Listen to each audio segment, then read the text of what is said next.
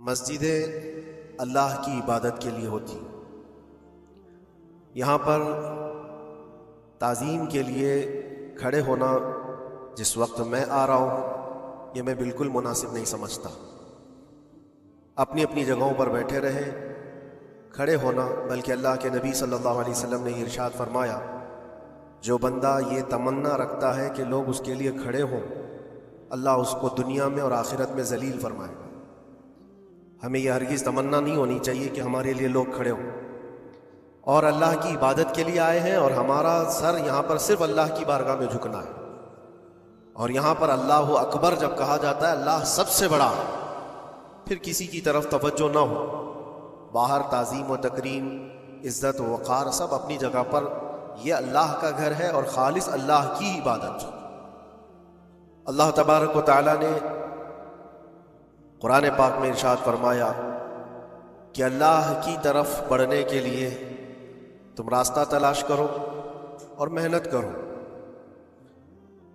اور اللہ نے انسان کو دونوں طاقتیں دی ہیں، خیر کی بھی اور شر کی بھی، اچھائی کی اور برائی کی، دونوں کی طاقتیں اس کے اندر ہیں۔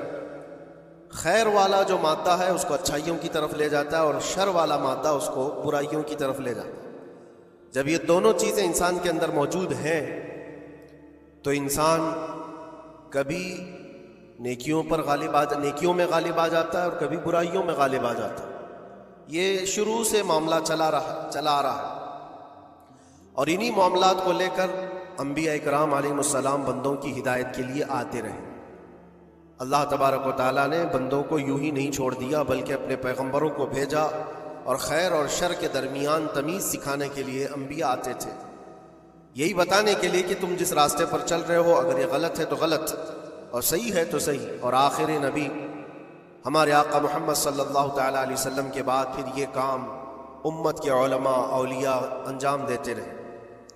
آج جو ضروری بات میں عرض کرنا چاہتا ہوں وہ یہ ہے کہ اسلام کا جو نظام ہے خیر کو پھیلانے کے لیے ہے اور شر کو دبانے کے لیے۔ اسلام پوری طاقت اس پر لگاتا ہے کہ خیر کا نشر ہو، اس کی تبلیغ ہو، اور برائیوں سے لوگ بچیں۔ اور آپ کو پتہ ہے اللہ تعالیٰ نے ہمارا لقب قرآن میں کیا بیان فرمایا؟ کنتم خیر امت، تم خیر امت ہو، یعنی بہترین امت ہو۔ اخرجت للناس، لوگوں میں اللہ نے تم کو سب سے بہترین امت بنایا، لیکن وجہ کیا ہے؟ کس وجہ سے تمہیں خیر امت کہا گیا؟ آگے خود اللہ تعالیٰ قرآن میں فرماتا ہے کنتم خیر امت اخرجت للناس تأمرون بالمعروف وتنہون عن المنکر، تم لوگوں کو اچھائی کا حکم دیتے ہو اور برائیوں سے روکتے ہو۔ یہ ہمارا خاصہ ہے، یہ ہماری اسپیشلٹی ہے۔ اچھائیوں کی تعلیم دینا، اس کی ترغیب دینا، اس کی تبلیغ کرنا، اس کو پھیلانا، یہ اسلام کا نظام ہے۔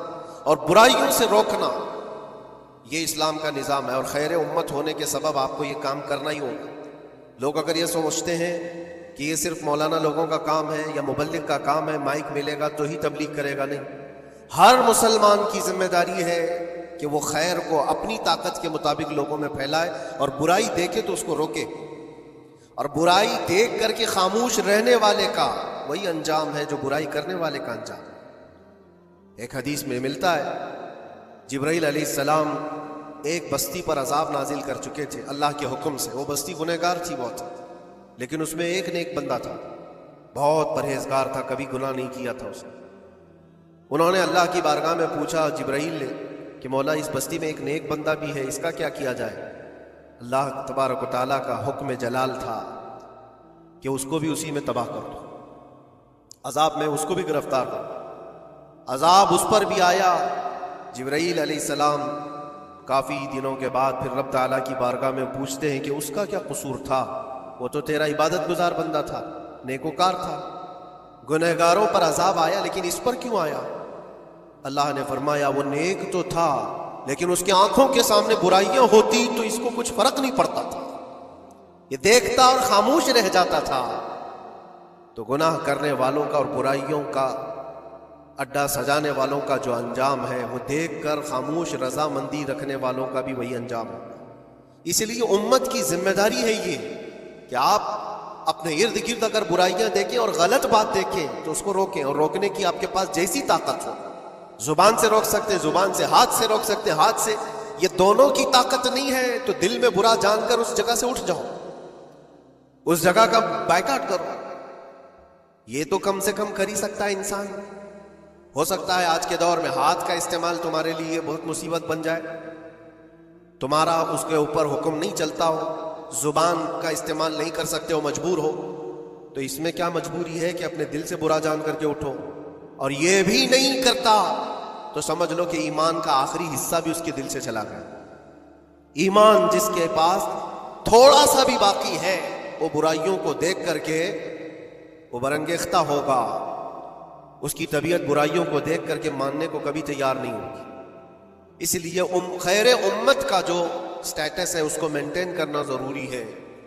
یہی تو بات ہے میرے عزیزو، ہزار طرح کی مصیبتیں آئیں ہم پر، لیکن ہم اس مشن کو نہیں چھوڑ سکتے جو ہمارے ایمان کا حصہ ہے، جو ہمارے ایمان کا حصہ ہے۔ ہمیں جو برائی نظر آئے گی اس پر بولنا ہم پر واجب ہے، اور اس پر بھی خاموش اور مصلحت کی اور حکمت کی بات کر کے اس کے بہانے سے گوشہ نشین ہو جانا یہ امت کی ذمہ داری نہیں ہے۔ یہ تو راستہ تلاش کرنے اور بہانے کی بنانے کی ذمہ ایک سوچ ہے۔ باقی ہر عالم دین ہو، ہر مومن ہو، برائی کو دیکھے تو اس کا اظہار کرے اور لوگوں کو روکنے کی کوشش کرے۔ ایک بات اور میں بتاؤں، معاشرے میں کچھ سود خور ہیں، کچھ شرابی ہیں، اور ان کے متعلق ایسا ہے کہ وہ اچھا اثر اور رسوخ رکھتے ہیں۔ ہمارے علاقے میں ایک مرتبہ ایسا ہوا تھا کہ مجھے ایک جگہ تقریر کے لیے بلایا گیا اور کہا گیا پہلے ہی سے کہ یہاں پر سود کا کاروبار زیادہ چلتا ہے، آپ اس پر برائے کرم کچھ نہ بولیں، کیونکہ ہمارے محلے کے بڑے بڑے ذمہ دار لوگ جو ہیں وہ سب اس کاروبار میں مصروف ہیں، آپ سود پر کچھ نہ بولیں، باقی آپ کی ہر تقریر سننے کو تیار ہے۔ میں نے اس دن قسم کھا لی، پورا 1 گھنٹہ سود پر ہی میں نے بیان کیا۔ نہیں بلانا اس کے بعد نہ بلاؤ، لیکن ہم سمجھوتا اس بات پر نہیں کرتے کہ تمہاری طبیعت دیکھ کر کے بات کریں، ہم رسول اللہ کی شریعت دیکھ کر بات کریں۔ ایک عالم دین کا یہ حق ہے کہ وہ برائی کو دیکھے تو اس کا اظہار کر کے منع کرے۔ مخالفت ہوگی، ہمیں پتہ ہے، برائیاں کرنے والے کریں گے، لیکن یہاں پر ایک بات مجھے یاد آتی ہے، اس بزم میں مقصود ہے اصلاح مفاسد۔ نشتر جو لگاتا ہے وہ دشمن نہیں ہوتا۔ ڈاکٹر تمہاری پھوڑی کو اگر کاٹتا ہے چاقو سے تو وہ قاتل نہیں ہے، وہ کلر نہیں ہے، وہ تمہارے جسم سے پھوڑی کو کاٹ رہا ہے، وہ ناسور کو نکال رہا ہے۔ تمہارے اندر برائی کو اگر ہم روک رہے ہیں، برا تھوڑی دیر کے لیے لگے گا۔ اسی لیے میں اکثر ایک جملہ کہتا ہوں، بخار کی دوا کڑوی ہوتی ہے، نگل لو تو فائدہ ہے۔ ظاہر سی بات ہے تمہارے اندر کچھ برائیاں ہیں، اگر ہم نے اس کو کہا، انگلی رکھی، تو ہو سکتا ہے آپ ہم کو علماء کی فہرست سے ہی ہٹا دیں گے، کہیں گے یہ مولانا ہی نہیں ہے، یہ عالم ہی نہیں ہے، کیونکہ طبیعت جلدی کسی کو ایکسیپٹ نہیں کرتی۔ برائیوں سے روکنا ایک بہت بڑی ذمہ داری ہے۔ جانتے ہیں مکہ مکرمہ میں سارے لوگ حضور پاک صلی اللہ تعالیٰ علیہ وسلم کے ایسے فدائی تھے، اعلان نبوت سے پہلے کی بات کر رہا ہوں، حضور کے اخلاق پر کوئی انگلی نہیں اٹھا سکتا تھا۔ جتنی اچھائیوں کا حضور نے حکم دیا سب کو وہ ایکسیپٹ بھی کرتے تھے، مانتے بھی تھے، لیکن جہاں برائیوں کے لیے روکا کہ یہ غلط ہے، اس کو ایکسیپٹ کرنے کو طبیعت نہیں مانتی۔ اتنے سالوں سے ہم کرتے آ رہے ہیں، ابھی آپ آ کر روک رہے ہیں، یہی تو دشمنی شروع ہوئی۔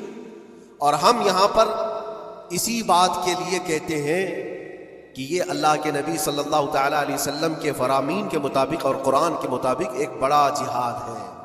برائیوں سے لوگوں کو بچانا، روکنا، اور اپنے نفس کو بچانا، یہی جہاد جس کے متعلق حدیث پاک میں ملتا ہے، رجعنا من الجہاد الاصغر الى الجہاد الاکبر۔ جو جنگ ہوتی ہے نا آمنے سامنے میدانوں میں، اس کو حضور نے فرمایا یہ چھوٹا جہاد ہے، اور برائیوں سے لڑنا یہ بڑا جہاد ہے۔ اپنے نفس سے لڑنا جو برائیوں کی طرف ہمیں لے کر کے جاتا ہے، یا برائیوں سے روکنا کسی کو، یہ بڑا جہاد ہے۔ یہاں پہلوانی دکھانا، ایک دوسرے کو کشتی میں پچھاڑ دینا، یہ تو طاقت کا کھیل ہے، لیکن کسی کو برائیوں سے باز لے کر کے آ جانا، یہ بہت بڑی طاقت کا مظاہرہ کرنا ہوتا ہے، بہت بڑی۔ اگر تمہاری زبان سے کوئی بچ گیا برائیوں سے تو سمجھ لو کہ تم نے اس کے ساتھ ایک بہت بڑا کار خیر کیا ہے۔ اللہ کے نبی صلی اللہ علیہ وسلم فرماتے ہیں حضرت علی سے، یا علی لَأَن يَهْدِيَ اللَّهُ بِكَ رَجُلًا خَيْرٌ لَكَ مِنَ الدُّنْيَا وَمَا فِيهَا، اے علی تمہارے ذریعے سے اگر ایک آدمی بھی سیدھے راستے پر آیا تو پوری دنیا کمانے سے بہتر ہے، تمہارے پوری دنیا سے بہتر ہے۔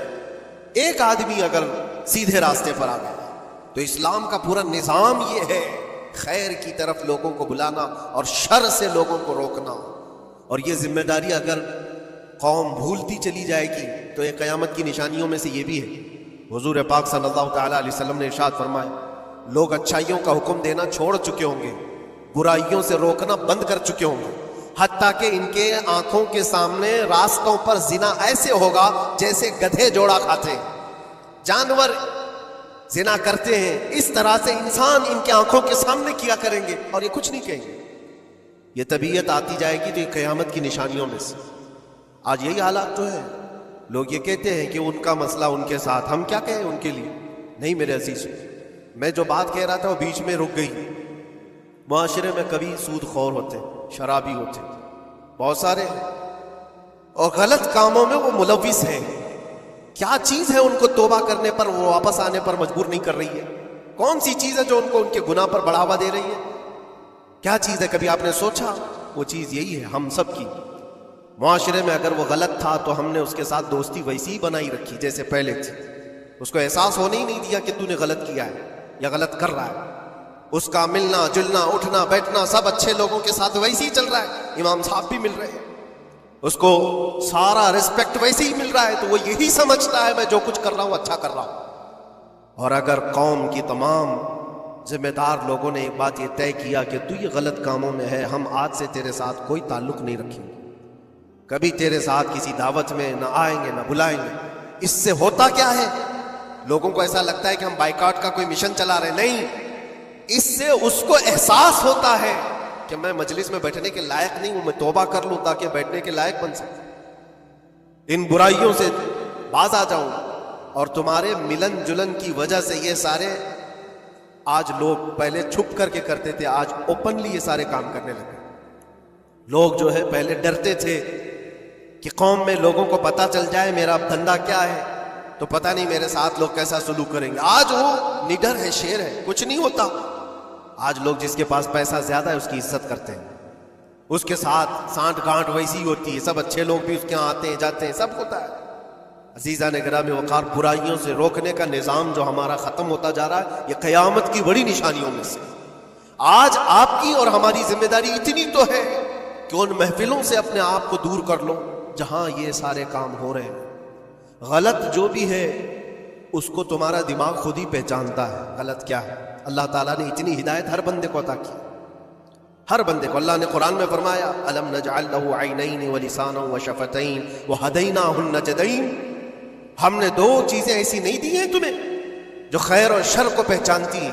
ہر انسان، آپ کو کسی نے بتایا نہیں کہ آگ گرم ہوتی ہے، بچپن سے بتایا نہیں جاتا ہے، انسان اپنی خود تجربات سے یا دیکھ دیکھ کر کے سمجھتا ہے، وہ آگ میں ہاتھ ڈالتا نہیں ہے۔ کیا اس کی کوئی ٹریننگ دی گئی ہے بچپن سے کہ آگ میں ہاتھ ڈالنا نہیں چاہیے؟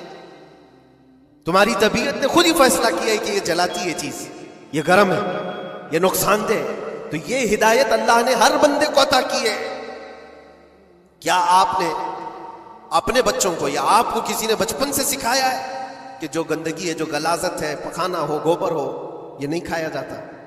یہ چیزیں سکھائی نہیں جاتی، انسان کی طبیعت میں ہے کہ اس کو ایکسیپٹ نہیں کرتی طبیعت، دماغ خود ہی کہتا ہے یہ گندی ہے، یہ بری ہے۔ تو اتنی ہدایت تو اللہ کی طرف سے ہے خیر اور شر کو پہچاننے کی، اور کچھ ایسی باریکیاں ہیں جس کو علماء بیان کرتے ہیں یہ برا ہے اور یہ اچھا ہے۔ عزیزان گرامی وقار، آج امت کی یہ بہت بڑی ذمہ داری ہے جس کو فراموش کیا جا رہا ہے۔ اس ذمہ داری کو ایسا نہیں ہے کہ صرف علماء نبھائیں گے، عوام الناس کو بھی اس ذمہ داری پر آنا چاہیے۔ آواز ہر برائی کے خلاف اٹھاؤ، اور یہاں تک کہ اس پر اگر تمہاری موت بھی آتی ہے تو وہ شہادت کی موت ہے، وہ شہادت کی موت ہے۔ برائیوں سے روکتے ہوئے اگر کوئی قتل ہو گیا یا اگر کوئی دنیا سے انتقال کر گیا تو اس کی موت کو شہادت کی موت قرار دیا گیا. یہاں تک کہ ایک حدیث میں یہ بھی ملتا ہے کہ کوئی بندہ حضور پاک صلی اللہ تعالیٰ علیہ وسلم کے بتائے ہوئے تعلیمات کو لوگوں تک پہنچانے کا سفر کر رہا تھا، لوگوں کو اچھائیوں کا حکم دینے کا سفر کر رہا تھا، برائیوں سے روکنے کا سفر کر رہا تھا، اس دوران اس کا انتقال ہو گیا تو حضور فرماتے ہیں اس کا درجہ نبیوں اور شہیدوں کے بیچ میں ہوگا قیامت کے دن. اس کو درمیانی حصے میں رکھا جائے گا نبیوں اور شہیدوں کے بیچ میں، کیونکہ ایک بہت بڑی ذمہ داری اٹھا کر چل رہا ہے، بہت بڑی ذمہ داری.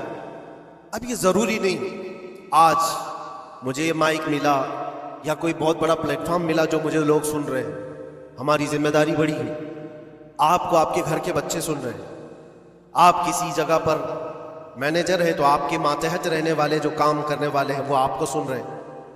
کلکم مسئول عن رعیتہ، یہ حدیث پاک میں تم میں سے ہر کوئی ذمہ دار ہے اپنے ماتحت رہنے والوں کا، تو ان کو روکنا تمہاری ذمہ داری ہے. اگر پوری دنیا کو نہیں روک سکتے، پورے محلے کو نہیں روک سکتے، اپنے ماتحت رہنے والوں کو تو روک سکتے ہو. اپنی اولاد کو، اپنے آس پاس والوں کو جو تمہاری بات ایکسیپٹ کر سکتے ہیں ان کو تو روکو. ان کو برائیوں سے روکنا ہی تمہاری ذمہ داری ہے.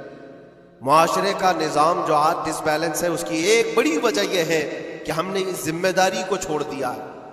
ہوتا کیا ہے میں آپ کو بتاؤں، کچھ گھروں سے ہمیں یہ شکایت ملی، بچے ایسے ہو گئے ویسے ہو گئے، ماں کو الٹا کہہ رہے ہیں، باپ کو گالیاں دے رہے ہیں، آج یہ اپنی مرضی کی چلا رہے ہیں، فلاں ہیں وہ ہے. کب تمہیں یہ ہوش آ رہا ہے؟ جب وہ 20-25 سال کے ہو گئے. 20-25 سال سے تم صرف اور صرف ان کو واچ کرتے رہے، دیکھتے رہے، اور جب بگاڑ آ گئی تب آپ کو خیال آیا کہ یہ بگڑے ہوئے ہیں. ایسا ہے میرے عزیزوں، آپ نے اپنی ذمہ داری کا احساس کرنا ہے اس وقت سے جب بچہ ہوش کے آنکھ کھول رہا ہے، اور ہر زمانے میں اس کے ساتھ آپ اچھائی کا حکم دینا اور برائی سے روکنا یہ انتظام کرتے رہو. یہ مت سوچو میرا بچہ بہت اچھا ہے، کبھی آنکھ اٹھا کر کے نہیں دیکھتا کسی کو، تو اچھا ہے لیکن اس کو اچھے کو بھی نصیحت کی ضرورت ہے. انسان کی طبیعت ہے. میں آپ کو بتاؤں اس کائنات میں سب سے اچھے لوگ کون تھے؟ سب سے اچھے وہ رسول اللہ کے صحابہ. ان سے اچھے کوئی ہے؟ اور یہ ملتا ہے، بزرگوں نے فرمایا قیامت تک جو سب سے اچھے پیدا ہونے والے تھے اللہ نے ان کو چن کر کے رسول اللہ کا صحابی بنایا. سب سے اچھے لوگ تھے وہ، سب سے اچھے. لیکن ان سب سے اچھے لوگوں کو بھی رسول پاک صلی اللہ علیہ وسلم 8 دن سے زیادہ گیپ نہیں دیتے تھے، ان کو نصیحت کرتے رہتے تھے. جو دنیا کے سب سے اچھے لوگ ہیں ان کو نصیحت کی ضرورت ہے، تو اس بگڑے ہوئے دور میں ہم سب کو کتنی ضرورت ہے. وہ صرف آپ کو نہیں، مجھے بھی ضرورت ہے. ہم بھی ڈھونڈنے کے لیے نکلتے ہیں کسی مشائخ کے پاس، بیٹھے وہاں پر ان کی نصیحتیں ہمارے دل پر اثر کریں. عزیزان گرامی وقار، اس ذمہ داری سے آپ کبھی اپنے آپ کو سبکدوش مت کرنا. 8 دن کے لیے بھی نہیں، اپنے ماتحت جو ہے کوئی نہ کوئی چیزیں ان کو اچھائیوں کا حکم دیتے رہے. اس کا اثر یہ ہوگا کہ اللہ کی بارگاہ میں کل آپ کی پکڑ نہیں ہوگی، آپ نے اپنی ذمہ داری پوری کی. ورنہ قیامت کے دن یہ تمہارے نیچے رہنے والے خود تمہارے خلاف مقدمہ کریں گے. یہاں تک کہ ایک روایت میں بھی ملتا ہے کہ ایک بندہ اللہ کی بارگاہ میں یہ مقدمہ کر دیا تھا کہ میرا پڑوسی جو آج جنت جا رہا ہے، اے اللہ اس کو تو جنت بھیج رہا ہے، میرے پڑوس میں رہتا تھا، اس کی نمازیں پوری ہیں. فرشتوں کے ذریعے سے کہا جاتا ہے ہاں اس کی نمازیں پوری ہیں، حساب میں مکمل ہے. تو یہ مقدمہ اس بات پر کرتا ہے کہ اللہ اس کو روک دے، اتنی دن وہ نماز پڑھتا تھا، ایک دن مجھے بلاتا نہیں تھا، خود اپنی نمازیں تو پوری کر لیا لیکن مجھے ایک دن نہیں بلایا، میں آج جہنم میں جا رہا ہوں. تو اسے روک کر کے پوچھا جائے گا کیا تیری یہ ذمہ داری نہیں تھی کہ تیرا پڑوسی تھا، تیری عزت کرتا تھا، تیرے ماتحت تھا، تو ایک دن بھی تو نے خیر کی طرف اس کو نہیں بلایا؟ یہ ذمہ داری آپ سوچو، ہم سب کی یہ ذمہ داری ہے اپنے ماتحت رہنے والے